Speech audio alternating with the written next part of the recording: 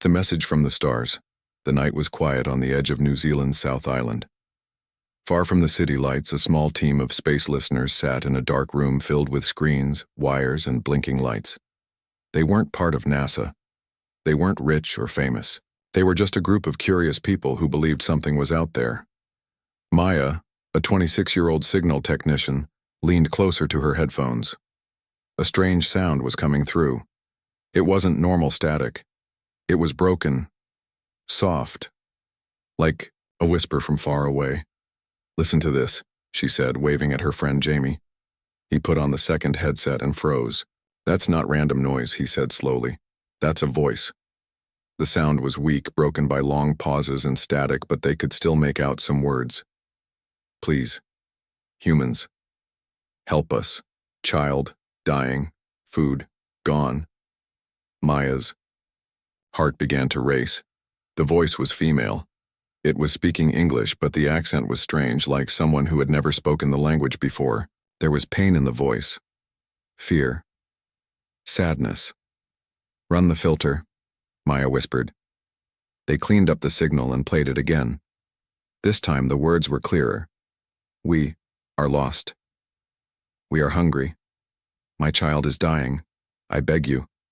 Earth, humans. Please hear me." The room went silent. Jamie stared at the screen. A shaky video came through, just a few seconds long. It showed a face. Not human. The skin was pale blue, thin, almost glowing. The eyes were wide, full of tears. Behind her, shadows moved, small figures, maybe children. "This isn't fake," Maya said. "This is real." They sent the message to a contact at a university, who passed it on to a space agency. 2 days later, they got a reply. "Thank you. The signal is noted. Not a priority at this time." "Not a priority?" Jamie shouted. "Someone out there is begging for help." Maya didn't sleep that night. She played the message over and over again. She couldn't forget the voice. She remembered her own mother, who once stayed awake for 2 days when Maya was sick. She remembered the fear in her mother's eyes. And now, that same fear was in this alien mother's voice. "No mother lies when her child is dying," Maya said to herself. The next day, she gathered the team. "We can't wait," she said. "If no one else believes her, we will." They began working. They collected every piece of information from the signal: star maps, sound patterns, energy trails. They traced the signal's origin to a far corner of the galaxy, near a red star. "How did she learn English?" one team member asked. Maybe they watched us," Maya replied. "Maybe a long time ago her people helped humans. And now she hopes we'll return the favor." Days turned into weeks. The government showed no interest. The media didn't care. But the message never left their minds. One night, as the team worked late, they received a second signal. It was shorter, weaker. "Child, not breathing. Please hurry. I am alone." Maya turned pale. "We're running out of time," she whispered. They knew they didn't have a spaceship. They didn't have government support. But they had something else: hope and courage. The team started building a small probe from old parts. They contacted retired astronauts and underground space engineers. They posted the video online. At first, people laughed. Then they cried. A comment appeared under the video. "If she asked us for help, how can we ignore her?" Soon, donations came in. Volunteers joined. People from all over the world offered help. Maya stood outside one night and looked up at the sky. "Where are you?" she whispered. Far away on a dying planet, the alien mother held her child close. The child's skin was cold. The mother stared at the stars and whispered back, "Please, let them come." The lost planet light no longer touched her world. Above her, the sky was sick. The clouds were no longer white. They were red, heavy, and unmoving.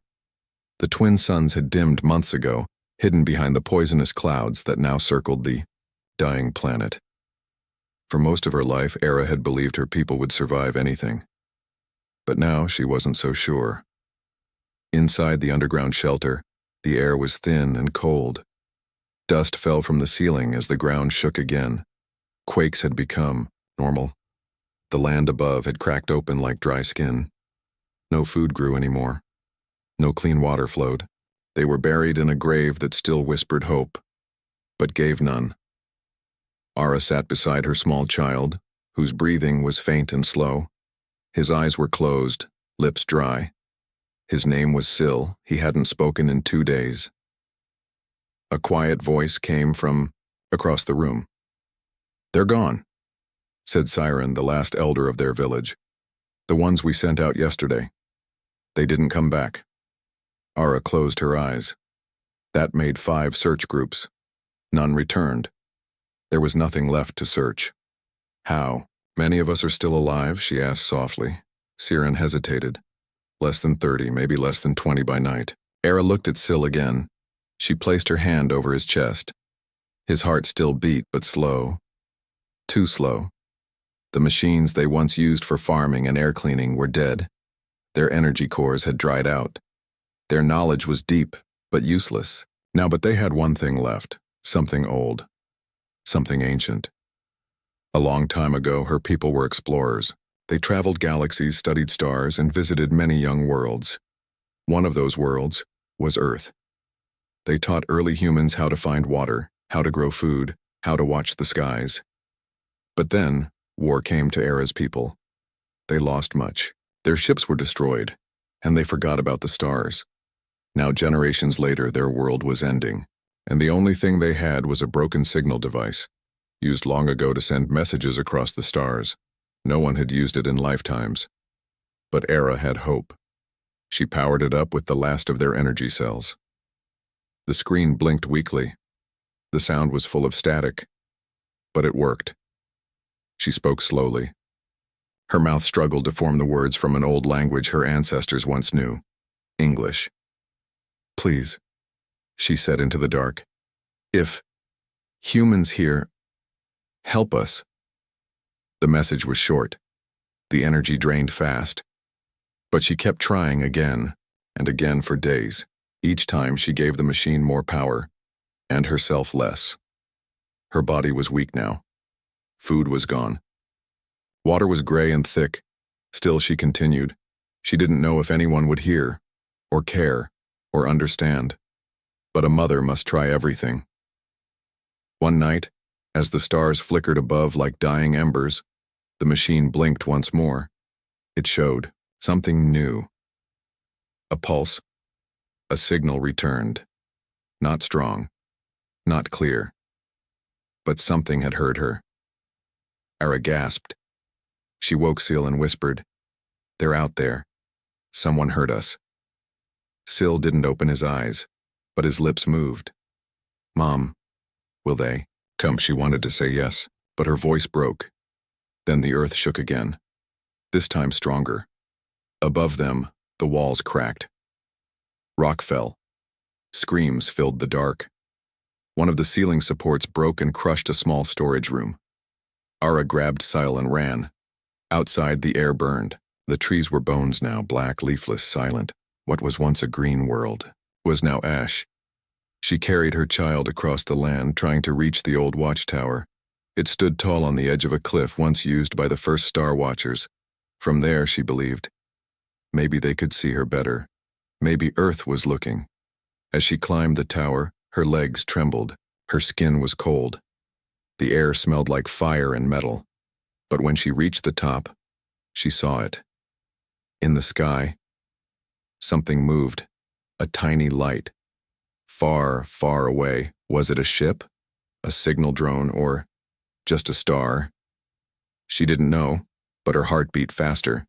She placed Sil on the cold metal floor, took the signal device, and whispered one last time, "Please." Child not breathing.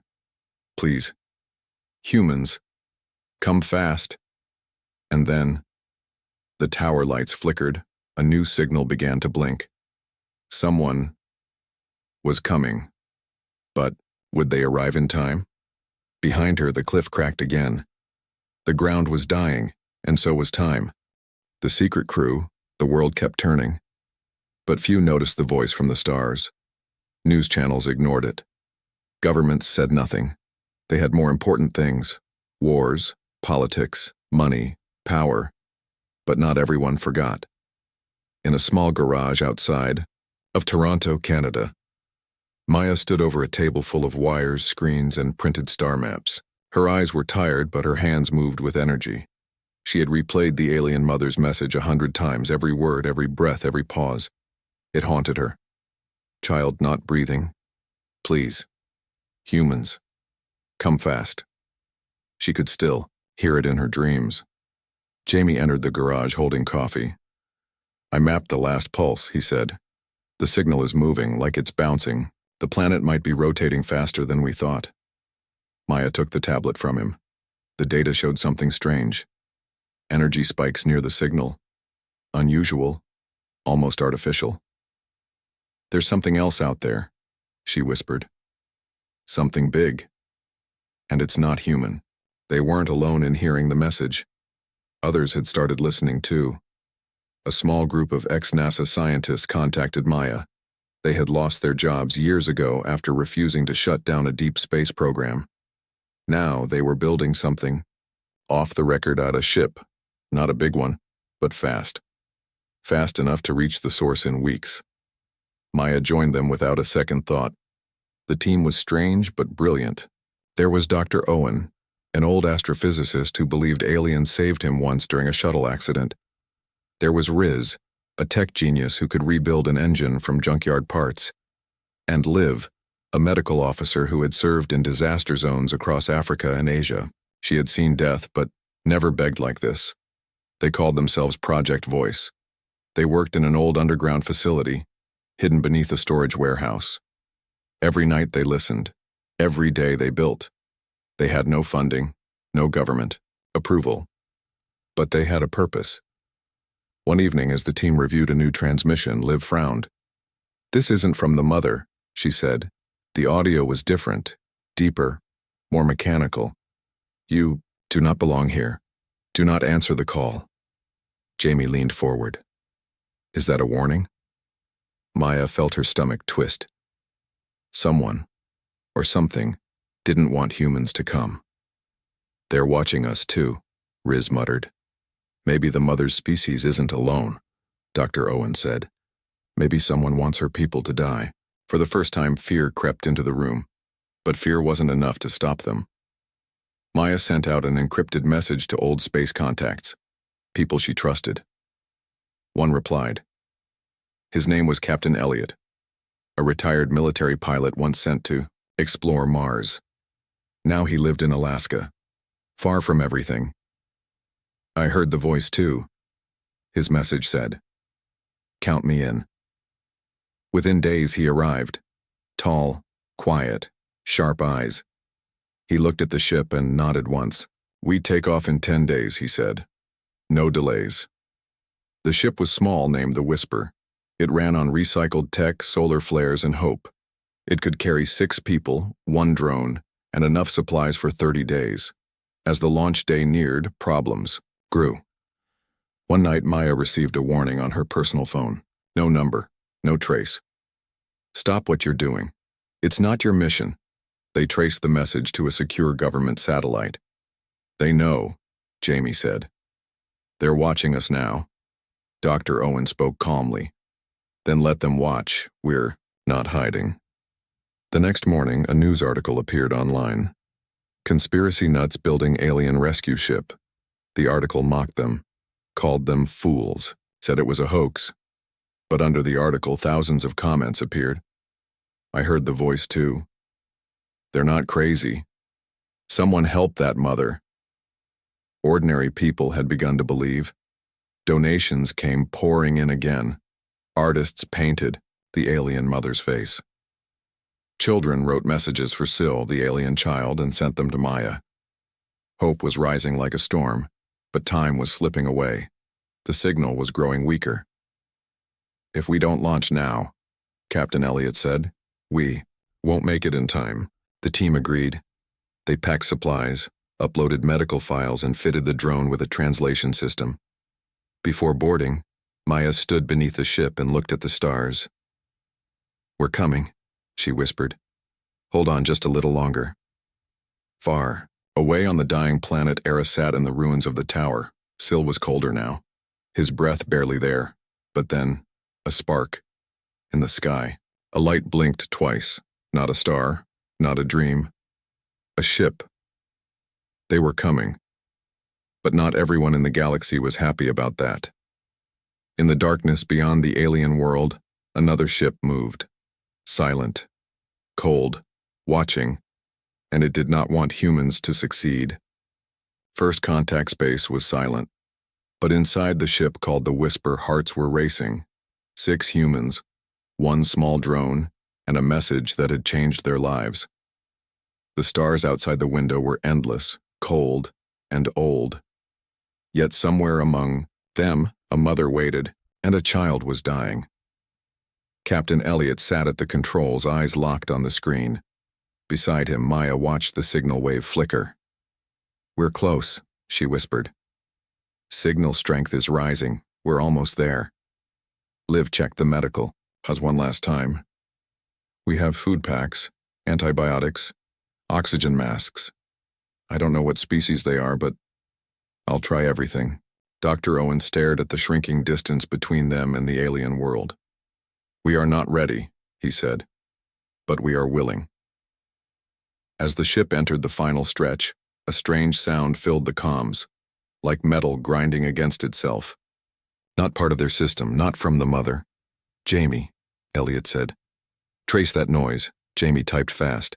"It's not from the planet, it's above us." Above? A large shadow passed over the ship. No warning, no lights, no radio. Riz looked at the radar. "Something's tracking us." The shadow didn't attack. It only watched. Then, in seconds, it vanished into the black. No one spoke. Maya broke the silence. "They don't want us here." Elliot nodded. "Then, let's land quickly." As the Whisper entered the alien planet's atmosphere, the sky burned red. Winds howled. Dust hit the ship like bullets. The world was breaking. Below them, broken cities lay scattered like bones. Rivers had dried into cracked wounds. Forests were black stumps. "This is what happens," Dr. Owen whispered, "when no one answers in time." "There," Maya said suddenly. "The tower. I see it." The old tower stood like a scarred finger on a hill of ash. Beside it, a weak heat signal blinked. Captain Elliot landed the ship gently on cracked stone. Steam hissed from the vents. The ramp lowered with a soft thud. No one spoke. The air outside was thin and hot. Red dust covered everything. They stepped, out slowly, eyes searching. Maya held the drone in her arms. It hovered up and scanned the area. Within seconds, it found movement. "There!" Liv pointed. A figure stumbled forward, holding something small in her arms. Her skin was pale blue, eyes large, filled with fear and something else, hope. She fell to her knees just meters away, holding her child close. "Humans," she whispered. "You came..." Maya dropped to the ground beside her. She didn't care about rules or science or fear. She only cared about the child in her arms. "We're here. We heard you. We're here." Liv rushed in, placing a scanner over the child. Syl's skin was ice cold. Heartbeat, faint. Lungs, collapsing. "He's slipping," Liv said. "I need him on the ship. Now." They carefully lifted the boy and ran back. The alien mother followed, limping, breathing heavy. Inside the Whisper, Liv worked fast. Oxygen, pressure, fluid, nutrition. She had no idea if human medicine would work, but she didn't stop. Outside, the drone still hovered, watching. Then, it caught movement. A second ship, not human, large, dark. It wasn't there before. Maya looked at the feed. "That's the shadow we saw earlier." A deep voice came through the comms. "Robotic. Slow. Leave. You do not belong. This species must fall. It is decided." Elliot stood up. "Who are you?" No answer, just a low hum, like something powering up, a weapon. "Get ready to fly," Elliot said. "If they fire." Before he could finish, a blast hit the ground meters from the ship. The explosion shook the tower. Liv shouted from the med bay, "I'm not done, he needs 5 more minutes." Maya looked at the alien mother. Ara was crying silently, watching her son. "You said someone wanted them dead," Maya said to Dr. Owen. "You were right. But why?" Owen's face turned pale. "Maybe her people once stood in their way." Maya stood tall. "Then we stand with them now." Another blast hit, closer. Elliot shouted, "Engines ready, we can't stay." Era stepped forward. "I will stay. I will face them. Save my son." Maya grabbed her hand. "No, you're coming with us." The team pulled back, into the ship carrying Syl. Engines roared. The ship lifted just as another blast tore through the tower. The enemy ship followed. In space, the chase began. But the Whisper was small, fast, and full of desperate hope. Maya looked down at the unconscious boy. Liv's face was tense, but steady. "He's stable," she said. "Barely." Ara sat beside them, eyes wide, watching everything. For the first time, she saw Earth people, not as stories, not as history, but as family. Far behind, the enemy ship slowed. It did not follow, but its message remained. "You saved one, but others will fall." The crew of the Whisper didn't know it yet, but this was just the beginning. Earth's dilemma. The ship Whisper flew through space, wounded, tired but not broken.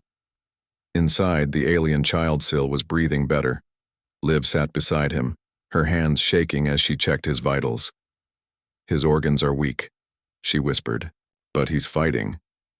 Ara, the alien mother, sat across the room. She had not moved much, but her eyes never left her son. She did not understand all the human words, but she understood their actions. They came. They saved him. Now, she trusted them with everything. But far away, on Earth, trust was fading. News of the Whisper's journey had finally reached global networks. Someone had leaked it. Maybe a supporter, maybe a spy. Within hours, the story spread like fire. Unauthorized human crew contacts alien species. Is Earth under threat? Alien child rescued. But at what cost? Some called it a miracle. Others called it madness. In a large government building in Washington, a meeting was underway. Powerful men and women sat around a long table. Screens showed images of Era, of Syl, of the alien world. "We don't know if this is a trap," one general said. "We don't know what diseases they bring. What if this is phase 1 of an invasion?" A scientist stood up. "I've studied the transmission. The message was real. The child is real. This is not a trick. So what do we do?" A politician asked. "Welcome them to Earth? Give them shelter while our own people starve?" The room fell silent. Humanity had always wondered what first contact would look like. Few imagined it would begin with a starving mother begging for help. Far above the Earth, the Whisper approached. Maya stared at the blue planet on the screen. Her home. "We're back," she said. Elliot nodded. "But we don't know if we're welcome." A message came through. "Official clearance denied. Do not land. Remain in orbit until further notice." Era looked confused. "Home?" Maya's voice cracked. "Yes, it's our home. But they're scared." Liv clenched her fists. "They're scared of a mother and her child?" The ship hovered in orbit. Below, cities sparkled like jewels. But the cold silence from Earth was growing louder. Meanwhile, the media war had begun. Half the world argued, "This is our chance to be better. We failed their people once, let's not fail again." The other half shouted, "Keep them out, we don't know what they are." Protests began in cities. Some people carried signs that said, "Help her." Others burned fake alien dolls on the street. Humanity was now split, not by race, country, or class, but by compassion and fear. Inside the ship, Syl opened his eyes fully for the first time, weak, but alive. Era gasped and held him close. "You live," she whispered. "You live." Maya smiled. He made it. But then the comms beeped again. New incoming signal, encrypted, source, unknown. Riz tapped into it. The voice was deep, calm, and deadly. "Earth will fall if you bring her down." "That's them again," Jamie said. "The Watchers. The same enemy ship that tried to kill them now sent warnings directly to Earth. She is the last voice of her people. If you protect her, you become our enemy." It wasn't just Earth's choice anymore. They were being watched. Judged. Maya turned to the camera and opened a global transmission. She spoke not to governments but to people. "My name is Maya," she said. "We went to space to answer a mother's call. Her people are dying. We saved her child. Not because he's human, but because he's alive. You say we're not ready for aliens," she continued. "But maybe the truth is, we're not ready to be kind." Her words spread. Millions watched, cried, argued. A little girl in India made a video holding a handmade drawing of Ara and Syl. "Please let them stay," she said. "If we don't help, who will?" Celebrities joined in. Scientists, teachers, soldiers. Then, one country broke the silence. New Zealand's Prime Minister spoke live. "We offer them shelter, not because it is safe, but because it is right." Other nations followed. France, Chile, Japan. Not all agreed. Some threatened to shoot the ship down if it crossed their airspace. But the door had been opened. The Whisper was cleared to land, in a remote base far from cities, surrounded by medical staff, scientists, and cameras. As the ship began its descent, Maya looked at Era. "They will study you, ask questions, maybe even fear you." Era nodded. "But they will see," she said softly. "A mother. Nothing more." The ship touched, down a new chapter for Earth. Had begun, and far beyond in the dark corners of space the Watchers watched in silence. They would not stop. The rescue mission. The world had changed. For the first time in history, humans weren't sending warships into space. They were sending food. They weren't sending soldiers. They were sending hope.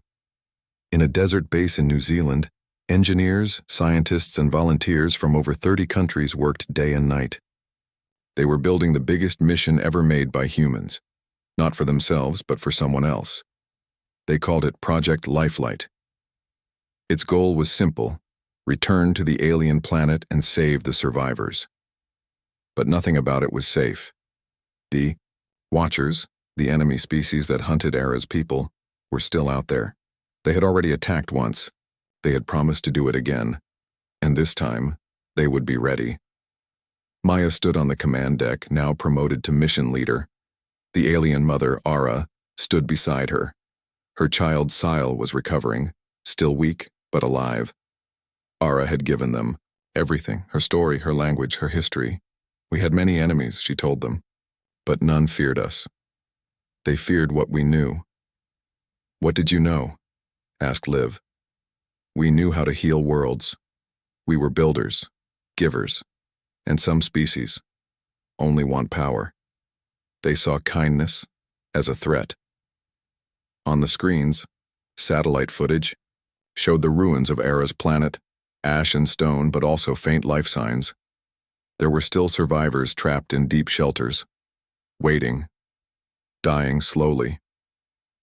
Captain Elliot prepared the new ship, the Spirit, built for long-distance rescue. It carried food, oxygen, med pods, and a new drone army programmed for search and recovery. "This isn't just a rescue," Elliot said. "This is a promise. Humanity is showing who we are." But not everyone agreed. A few nations pulled back support. Others warned, if the enemy attacked again, Earth would not respond. "Let them die," one world leader said on live television. "They are not our problem." But voices around the globe answered louder. They asked for help. We are the answer. The Spirit launched under the cover of night. Aboard were Maya, Liv, Jamie, Riz, and 2 volunteers, Marcus, a Marine with nothing left to lose, and Hannah, a young medic who had lost her family in war. Ara came too. She would guide them home. As the ship entered deep space, silence filled the cabin. Stars passed slowly. Hearts beat faster. Then, the alarms blared. "Incoming object," Riz said. "Fast. Non-human engine signature." "Enemy?" Maya asked. "Definitely." A black ship appeared behind them, silent, massive, full of sharp edges and glowing red symbols. They had been followed. Message received from the enemy ship. Turn back. Last warning. Captain Elliott's voice came through from Earth. Ignore them. Your mission is greater than their threats. But the Spirit was not a warship. Defensive drones online, Riz said. But they won't last long. How long? Till planet entry? Maya asked. 10 minutes, Jamie said. We can make it if we survive 3 attacks. The first blast hit the rear engine, not a direct hit, but enough to shake the ship violently. Liv fell. Marcus grabbed her. Hold on, he shouted. The Spirit spun, dropping fast. Another blast came, blocked by 2 drones which exploded like fireworks. We're losing altitude, Riz yelled. We're entering atmosphere, Jamie shouted. Brace! The ship roared into the sky above Era's world. The clouds glowed red. Lightning cracked. Dust storms raged. The enemy ship didn't follow. Yet. They landed hard, skidding across a broken valley. No one spoke for a moment. Then they heard it. A sound. Not machines. Voices. Human-like. Weak. Tired. Survivors. The team rushed outside. The Yao. Heat was intense, but the air was breathable now. The planet was healing itself slowly. Drone lights scanned the ruins. They found a shelter. Inside were 11 aliens, half of them children. They had survived weeks underground waiting for a voice, for a sign. Now they wept when they saw Ara. You came back, one of them said. She held them close. I did, not come alone. Liv began treating wounds. Jamie handed out food packets. Riz fixed the comms. Then the alarm rang again. Enemy ships, 2 now, approaching fast. They'll bomb this entire valley, Marcus said. Maya stood tall. Not if we stop them first. With what? Hannah asked. Maya looked at the last drone, a special one. She had named it Ember. It was small, fast, and built with one secret weapon, an electromagnetic pulse. Ember, disable them. The drone launched like a spark into the sky. It reached the first enemy ship and exploded with a pulse of blue light. The ship stopped midair, frozen, then crashed. The second one fired blindly, hitting a mountain. The Spirit launched its boosters again. Everyone on board. Now, with the survivors, they fled the collapsing valley and escaped into orbit. They had done it. But the cost was high.